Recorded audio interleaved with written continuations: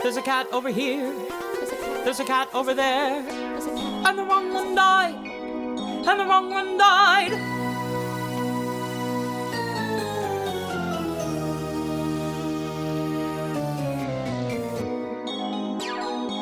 Welcome to The Wrong Cat Died, the podcast breakdown of the catastrophe. I'm your host, Mike Abrams, and today we have another amazing guest. He was in the Cats chorus and covered Old Deuteronomy in the 3rd and 4th U.S. tours of Cats. So welcome, Austin Jetton, and thank you for joining me. Thank you for having me. I am very excited. I'm starting to talk to more of your cast, and I have talked to a lot of the 2016 Broadway revival and the most recent tour. So I've always started with the question about, your introduction to Cats, but I think it's very different for your tour where you were kind of like right in the middle of the craziness of Cats. Yes. So tell me about the 80s with Cats. I heard it was the show. Like it was the thing that was all the buzz to be a part of. Yeah. It was definitely the Hamilton of today. I mean, everybody wanted to do Cats. And for me, it was ironic because I'm a singer. I'm not a dancer. I'm a singer who moves well. So for me to get into a show like Cats was just phenomenal. I do remember the audition 3 or 4 times, the callbacks. I didn't have to dance. I didn't have to do any movement because they were looking at me immediately for Old Deuteronomy. Again, of which I was shocked because I wasn't going to go to the audition. I felt that there was nothing in it for me. It was my voice teacher who convinced me to go. He says, "You have the voice for Old Deuteronomy." I said, "But I don't have the right size and I'm not tall enough." He goes, "They can pad you. They can put you in heels." So reluctantly, I went. When I got there, there were 60 or so guys in the room waiting to go in, guys much bigger than me, much taller than I was. And I thought, I'm defeated. Well, my motto is just go in and show them what you got. They would come out one at a time and be disappointed. And then finally I went in. And then I walked out and all the guys waited around because they were shocked too that I was there to audition for Old Deuteronomy. And I said, "I got a call back." And they couldn't believe it. Neither did I. I called my agent immediately and said, "I got a call back for Cats." Called my voice teacher. I said, "They want me to learn this music. I've got to learn. I want to know it by heart." So I went back. They drilled me on it in different keys to test my stamina. And then the next callback was at a theater to see how big the voice filled the theater. And by this point, I was just, my nerves were all over the place because this was the first big show that I had gotten this far in. And I had auditioned for many, many shows, but for a show of this caliber and to get that close, it was very nerve-wracking. So went home and my agent called me and says, "Come down." And so I did. And they had called her already and told her that I had gotten the show. And so she threw a big surprise party for me. And then it all started from there. I got into rehearsals and saw all of these dancers in leotards and the leg warmers. The leg warmers were big in the 80s. And a lot of them, I think it was their first show also. They were younger than I was, and not by much, but sitting back and watching them learn this number and us learning how to be Cats with a rope tied around our waist and the movements with our hands and our eyes and our face.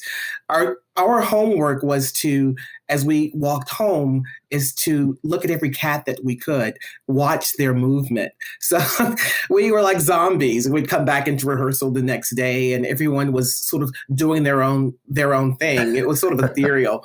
But the fact that we actually were in this show And then once it got on the road, it was a hit.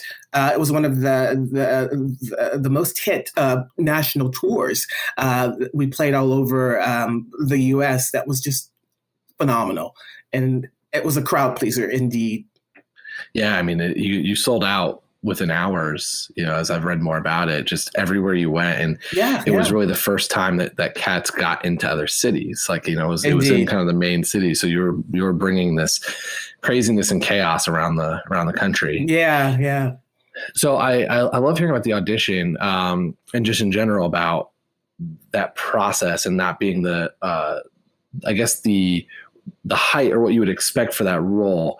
It is kind of it's an interesting role. It's, you kind of come in later and you've got this massive costume. I know in the revival and a couple other ones that you stayed on stage in intermission. I don't know if you got to do that or had to do that. I did. Yeah. So I would love to talk about that. Because what is that like? Especially you did a couple outdoor theaters on your tour and a couple others. That to me was I thought it was a mistake when I saw it. I was like, that's a prop. And I was like, no, that's actually a human. That's actually a performer staying there. What was the reaction? Like, did you have people coming up on stage? Like, this is pre-selfie, cell phone selfie era. Right. Well, it depended on the theater. If there was a bridge across the passerella where the orchestra was, because of insurance reasons, they didn't allow people to come up. But if the orchestra was, let's say under the stage and they were piping the sound out, they would allow people to come up. And one particular time, I'll never forget it.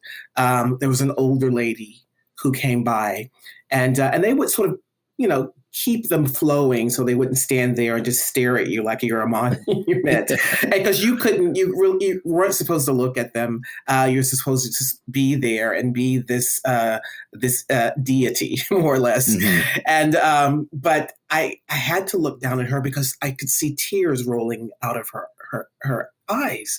And I thought, oh my gosh. And I was beginning to get emotional, and I thought, I can't do this because I have to sing this recitative in a few minutes, and I've got to keep my composure. Well, apparently her cat had died recently, and her cat looked just like Old Deuteronomy. It was a big, gray, fluffy cat. So she looked up, and she was just like my kitty Fluffy. And she just stood there and bawled. The ushers had to come and usher her off. And I was welling up in myself. And I thought, I've got to hold back. I've got to hold back. So I kept my composure. But things like that, kids who were just in awe, just staring at you in disbelief, that they wanted to touch you, but they weren't allowed to. But you could see the joy on their face, first of all, to get to come on that stage, to look at the garbage and look at the rake on the stage and the tire and try to figure everything out. So that was gratifying, but the horrible part was that sitting there with all of the lights and stuff, you would start to dry up. And the song that Deuteronomy had to sing to open the second act was "The Moments of Happiness," which is a recitative. It's very powerful and it's very soft and and it's sort of wordy and it's easy to mix up the words. So I would try not to, in my mind, think of the words before, because then I would panic. So I had to think of other things and just let it naturally come out. Wow. You probably just picked like one point in the crowd and just like stared at it for 15 minutes. That's what you did.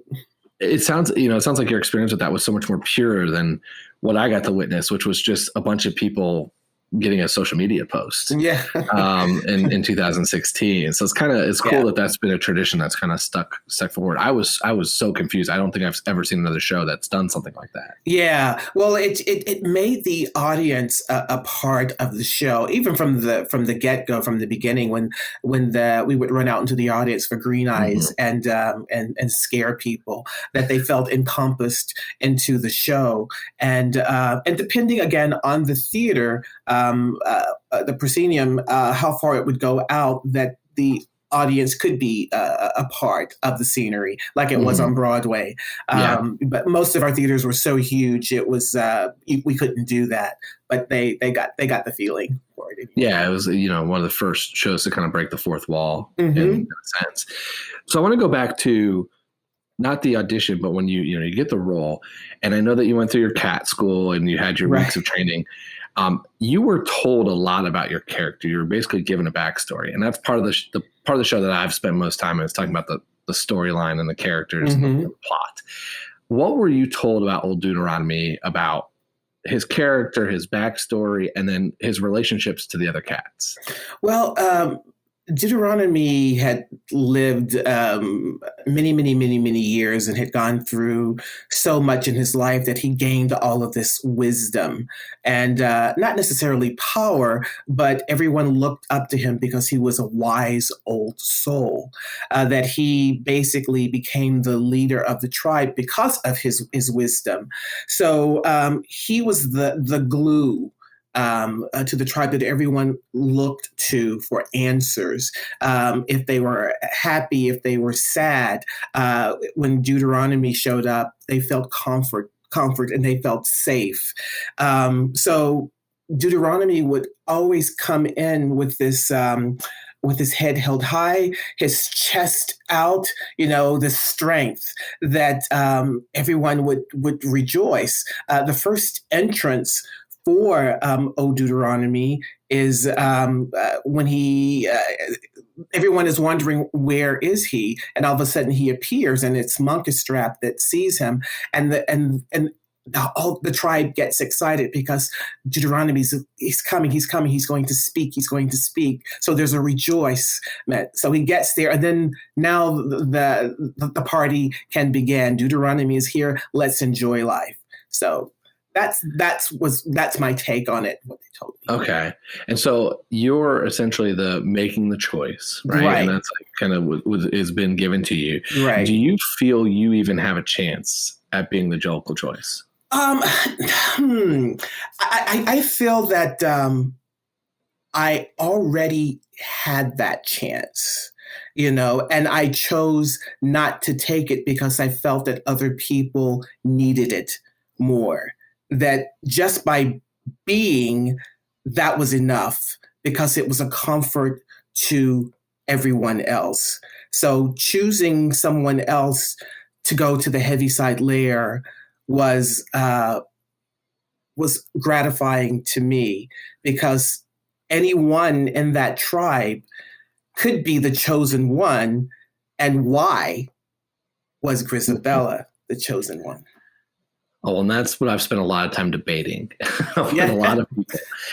And I think where I'm most fascinated by Old Deuteronomy is I always looked at him as a judge, the judge, judge, jury, and everything in between. But the more I've kind of talked to people, you're not on stage for half the performances. Right. So how do you judge all these cats and kittens that you didn't get to witness? Is it because you're just an all-knowing being and you were just consented? It's the wisdom. Deuteronomy knows every cat by their actions and what they do. So he like a mother knows their child. A mother knows when you're lying. She can hear it in your voice. She can see it in your action. So Deuteronomy knows that.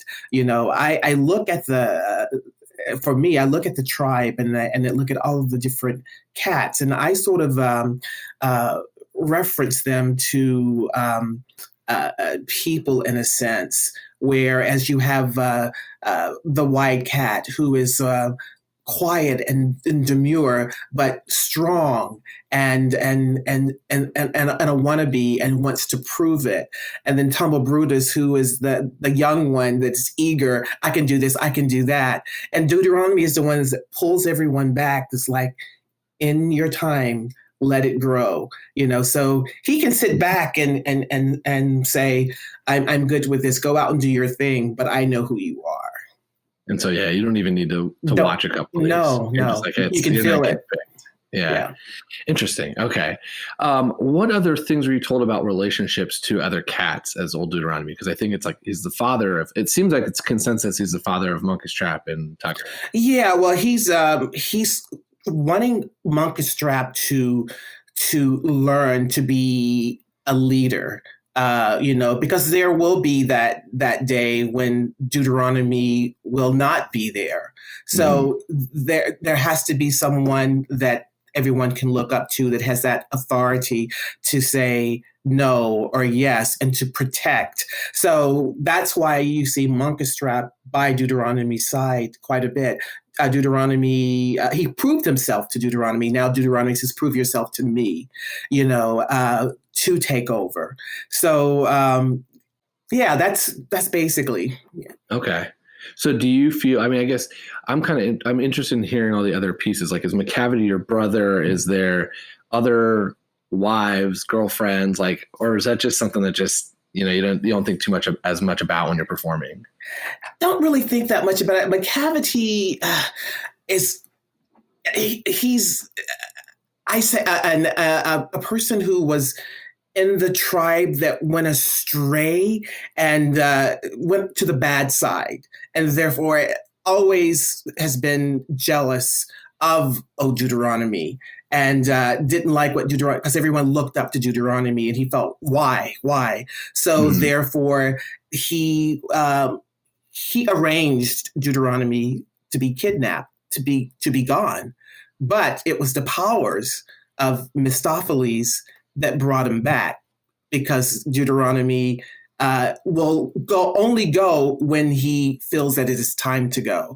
No one else can make that decision for him. Mm-hmm. So if you're Old Deuteronomy and it's next year, Grisabella's out of the picture. Right. What's happened in the Jellicle tribe next year? And the way I look at it is that someone else would be chosen. The only reason why Grisabella was chosen, Grisabella is like the cat or the person, as I use myself as an example. You come from a small town and you have your tribe of people. You move to New York, that's Hollywood. You go there and you become somebody. But something happened and you became tattered, and maybe your head got a little too big. Therefore, and so no one wanted to be around you. So you want to come back home. So when Grisabella tries to get back into the tribe, the other cats can sense this something about her that wasn't wrong. It's Deuteronomy that says, "Hold on. This can happen to you."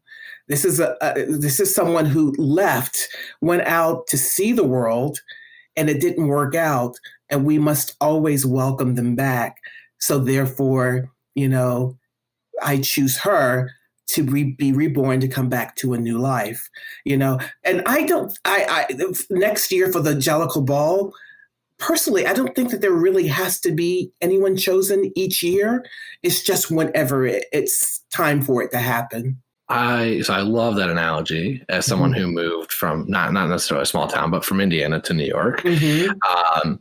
So when she comes back the first time and she's still shunned, is that like a Thanksgiving visit? Like, how does that fit in this analogy? Like, is it, she comes home and because everyone kind of hates her in that first time. Oh yeah. It's like, who is this person? She's got this fur on. She's got these heels on, and this makeup that's running down her face. Who is this person?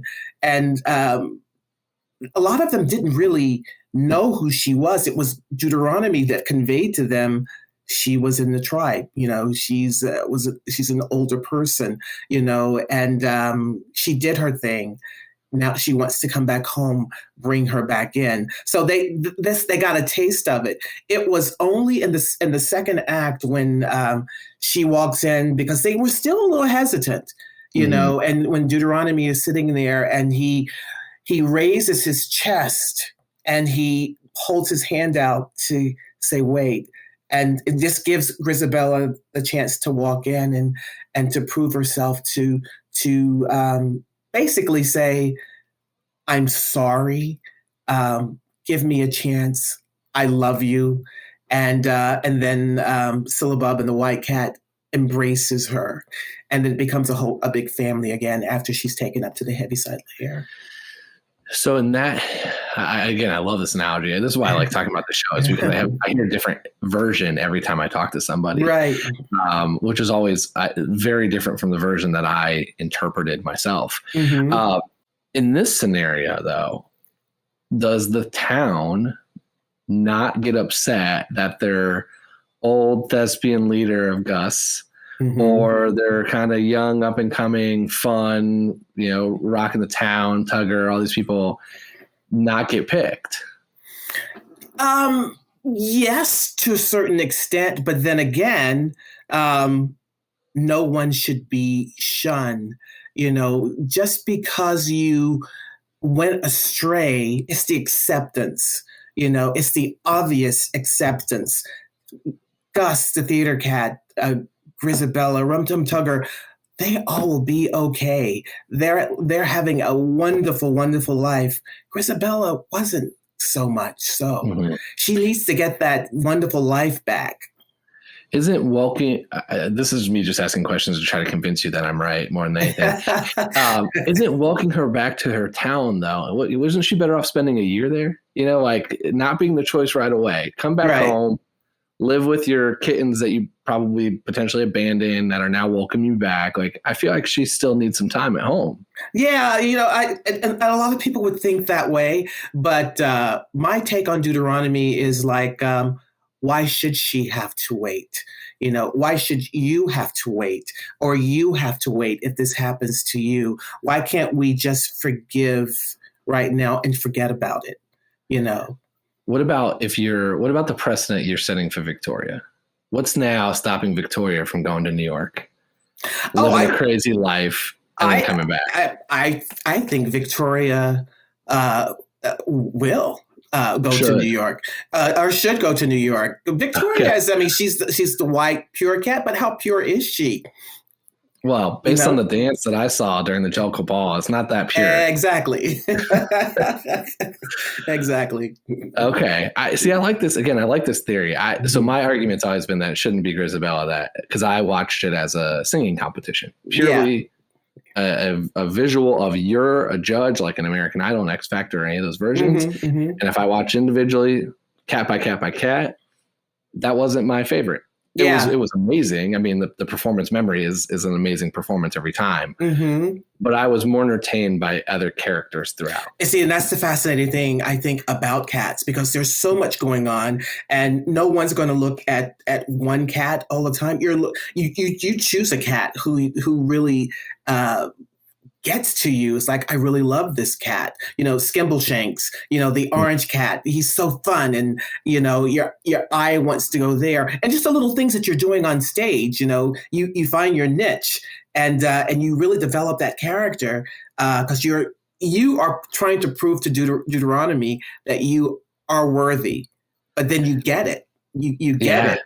And again, that's kind of why I'm so fascinated by it, because I watched it as if you're the judge, and then the more I've watched the show or learned about it, I'm like, you're not even watching half of them. You're just like, I don't even need to see these. Like, I know they're not going to get picked. Whereas I'm sitting there going like, I thought Tugger's performance was great. I thought Mustafa's performance was great. But then the more I've argued it, the more I've argued that Gus should be the choice.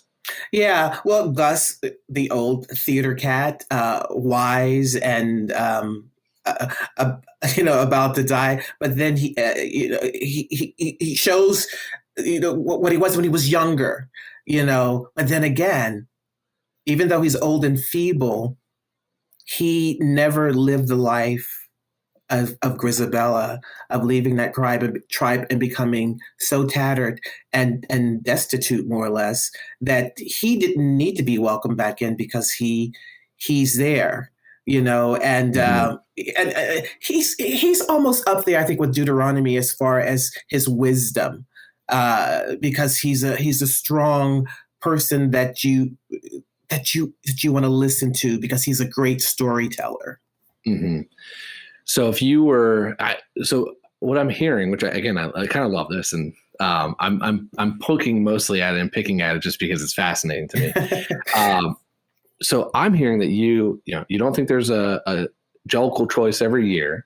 And mostly it's because someone needs to kind of leave, experience life outside the tribe and come back, which means you're probably not going to have all that many Jellicle choices unless there's a bunch of other Grisabellas out there that we're just not introduced to in our 2.5 hours. Right. And, and anyone can become a Grisabella at any given time, because as the kittens grow up and Victoria goes to Hollywood, or Rum Tum Tugger goes to Hollywood and live this life of purgatory or whatever, and comes back in, then to me, you have proven that you're worthy, that you are able to weather the storm out there, and stay strong and not be defeated in a sort of in a physical manner, kept your mind and knew where to come to be reborn again.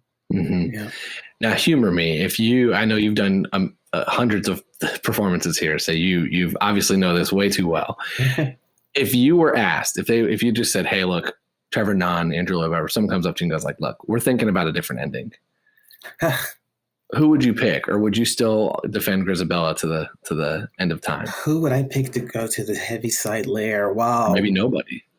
It is such a high being on that tire and singing that last song. You are Moses up there. So I personally, I don't think I would choose anyone. Change. I would, walk on that tire, let it raise, and hold my hand out and sing that last song, because everyone is poised, and they are looking at you at that message, and you feel like God. It's just amazing. That's awesome. I really appreciate you humoring with me. I love your theory of like the left and came back and all the different things. I think that's how I interpreted it, but in a different sense of like, that's not that her being welcome back home. It was more of like, she's just picked, it's like just kind of, she came back, she sang her thing and got picked. I want to pivot a little bit. Can you tell me a little bit about the fundraiser? I would love to hear a little bit about the fundraiser from your tour, but then also what you did in most recently in this past October. Oh yeah, I know you were pretty involved in it, right? I was. It was actually my idea to. Your idea. Yeah, it was. One morning I was watching the news, and it was the height of all of this, and I thought, wow, wouldn't it be nice just to get the cast back together, just for fun? I wasn't even thinking of a fundraiser at the time, just to do the opening number because everyone sings it. So I called Jonathan, and he said, first he was like, yeah, and he thought, you know what? We should do it as a fundraiser. And I went, oh my gosh, that would be amazing. So I got on my computer. I contacted as many cast members as possible to see if they would be interested. It was immediate. Yes. And it took us a few weeks to put everything together. But after we did, and a lot of people, I can't sing anymore, and I can't do this. And I said, that muscle memory will come right back. And they all sound wonderful. Yeah. We were one of the, I think we were the first national tour to start the Equity Fight AIDS on tour. We did the Michael Bennett benefit, and we also what's her name, Lily Tomlin. We did a benefit with her and raised lots of money. And we were much younger then, so therefore we could do a show, get out of makeup, go to the place and do a show at 11 o'clock for about an hour or so, and sleep, get up and do another show. So that was fun. So I knew from what we did back then that we could pull together and do this again. And it's been a success. Thank you, Broadway Cares. Yeah, and I mean, I got to watch it. I talked to Jonathan and a couple other people when it first came out, and it's still, people still can donate. So we'll include a link in the description here. But great, I loved it. I've heard more and more about your experience in the 80s doing that, and it's not only did you raise a ton of money, but you were learning additional numbers. Yeah. In between your shows and doing them on the off nights and still filling theaters, raising, just a ton of money. I mean, it's really an incredible story to kind of bring back, and then being able to kind of bring it into today, you know, with everything going on, to be able to support another cause. Yeah, we were, thinking about national tours back in the 80s. I mean, it was top notch. And to say, in a few words, we were spoiled, and, you know, they took good care of us. We had we could get a massage at night after we got home. They paid a masseuse to come in and to give us a massage, which the dancers needed it. And then some of our I think two of our cast members started doing it. So they started paying them. So I look at the dancers, you know, they, after doing the ball, learning cats, and then while we were doing the other benefits, going to the studio at midnight and learning other numbers. You know, I would go for moral support because I just had to sing. That's all I had to, so I'd wait my turn. And if you ever get a chance, I don't know if Jonathan still has a video of it. It's so worth seeing. It was put together so well, and the theater was packed. You know, because you say cats, you put cats with anything back in the 80s, boom, people would be there, except for those who thought we were a baseball team. the show jackets was Wait, who thought you were a baseball team? We were when we were touring, you know, we on the bus we would stop at malls to eat or whatever, and we all had our show jackets on, you know. And there are the different types of show jackets. There's the wool jacket with the leather sleeve. There's the cotton jacket that looks more like a baseball jacket. So I had one of those on, and I was walking by, and this man says, "Cass, which baseball team is that?" I said, "The Broadway."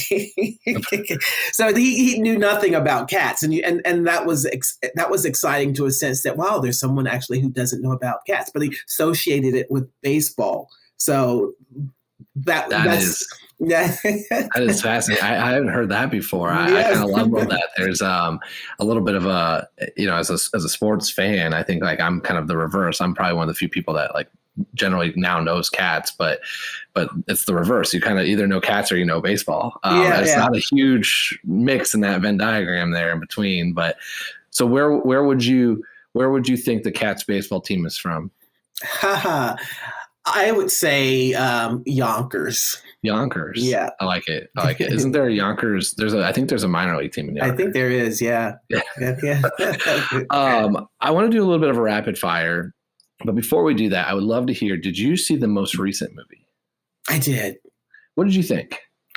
I'm one of those people that sort of gives things the benefit of the doubt, but it was so different. And I to be nice, it was interesting. Yeah. So I think the question I have is, I've talked a lot about it. I did a review for it. I went to see it when it opened. But as someone who was in the show, and it's 20 years later, you know, it's multiple, almost 30 years later, did seeing the movie kind of bring back any of your, like, did you go see it with other past cast members? Like, was there a little bit of that, the nostalgia of sorts, even though it was very different for you? Well, I sort of didn't know what to expect, and I wanted to go with other cast members. There are a couple of musicians that bought homes up here also that I wanted to go with, who did the show, but they chose not to see it, and so I decided, well, you know what, let me just go and with an open mind and just watch this and see what I get out of it for myself. First of all, I thought it was they humanized it too much, you know. Mm-hmm. That I didn't like, and then I didn't like the take on some of the music. You know, the Tugger or the Grisabella, the way that they presented the song, it became too modernized. It took the meat out of the show. It broke the plot down a little bit better that you could understand, but then that makes it too easy. I think T.S. Eliot wants you to think about these characters, that you can come up with what you think, you know. Yes. Yeah, I think, as the more I watched it in theaters, and then I tried to watch it again, try to make someone in my family sit down and watch it, and they could only get halfway through.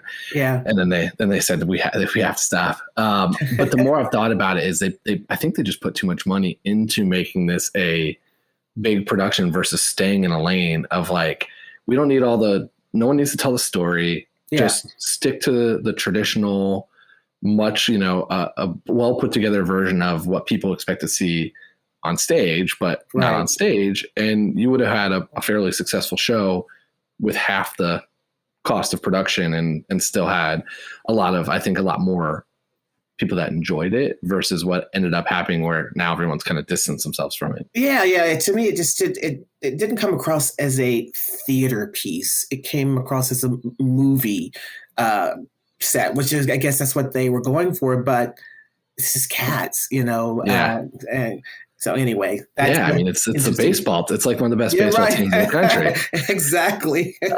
So let's do some rapid fire, a couple quick things just about, I love to ask these types of questions. So my first one is so I know you've said a couple times, you're not more of a dancer or a singer.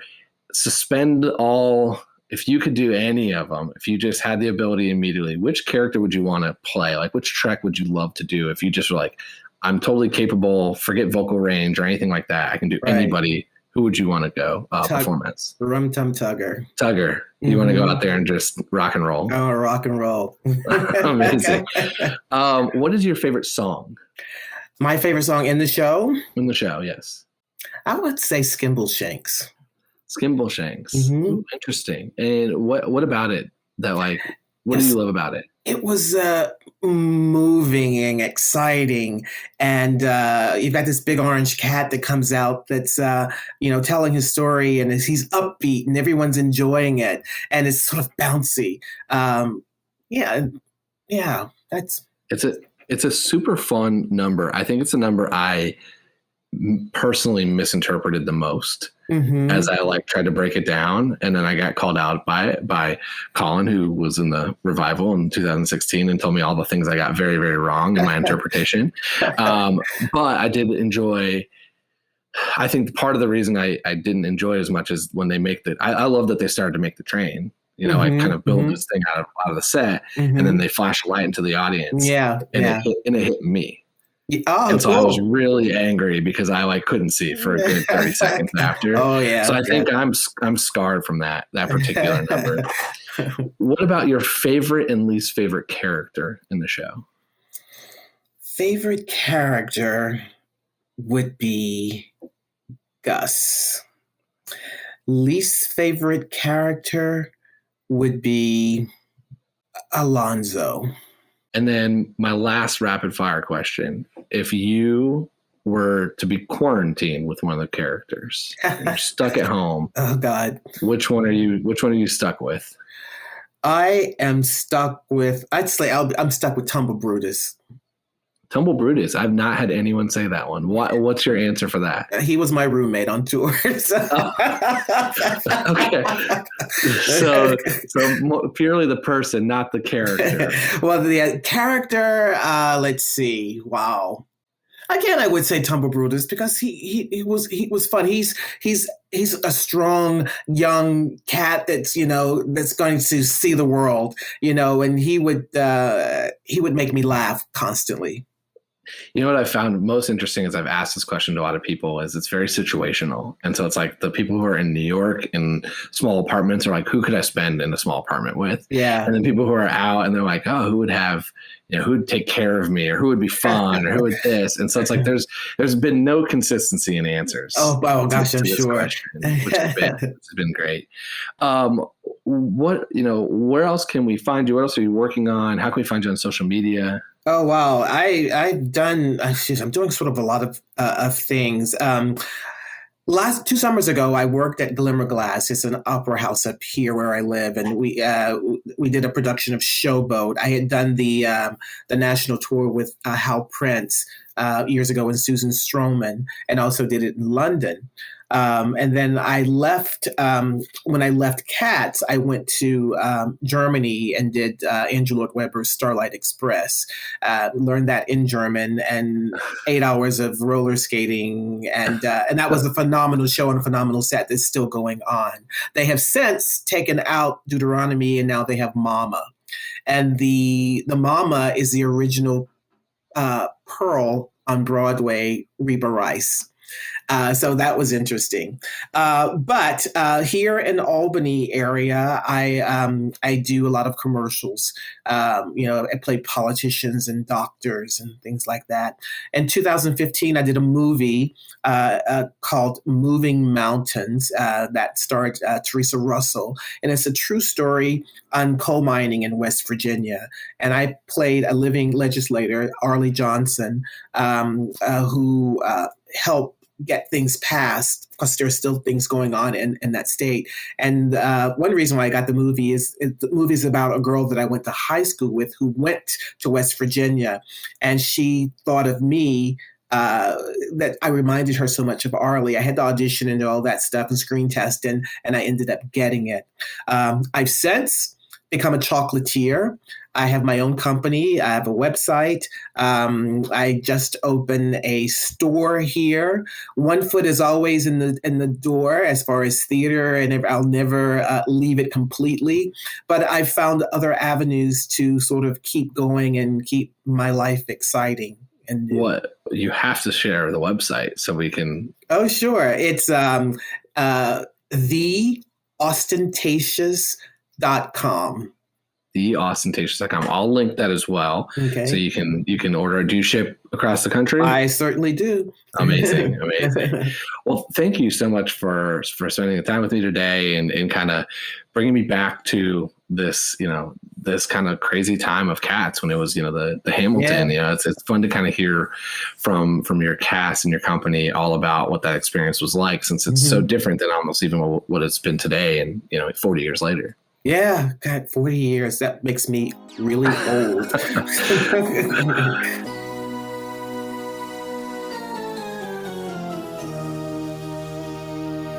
Thank you, everyone else, for listening to this episode with Austin Jetton on The Wrong Cat Died, the podcast breakdown of the catastrophe. To follow along, you can subscribe on Apple Podcasts, Spotify, Stitcher, or anywhere else you listen to podcasts.